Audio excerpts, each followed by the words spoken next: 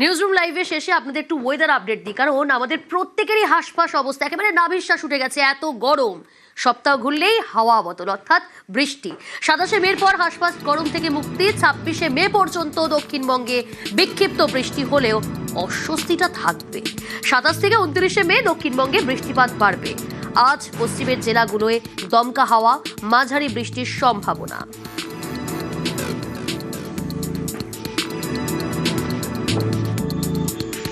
দক্ষিণবঙ্গের ক্ষেত্রে আজকে গাস্টি উইন্ড মানে দমকা হাওয়া সহযোগে পশ্চিমের জেলাগুলিতে ঝড় এবং বজ্রপাত সহ বৃষ্টির সম্ভাবনা আছে।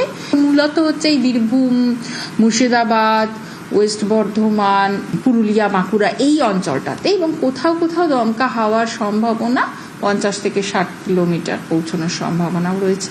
24, 25, 26 এই দিনগুলিতেও এই দমকা হাওয়া সহযোগে কোথাও কোথাও হালকা থেকে মাঝারি বৃষ্টির সম্ভাবনা, এবং 27 তারিখ থেকে আবার একটু সবকটি জেলাতেই বিক্ষিপ্তভাবে বৃষ্টির সম্ভাবনা রয়েছে এবং সঙ্গে দমকা হওয়ার সম্ভাবনা রয়েছে। 26 তারিখ অবধি অস্বস্তিকর পরিবেশ এটা থাকবে। এরপর কিছুটা বৃষ্টির সম্ভাবনা বাড়ছে, তাপমাত্রাটাও কিছুটা 2 থেকে 3 ডিগ্রি ফল করবে।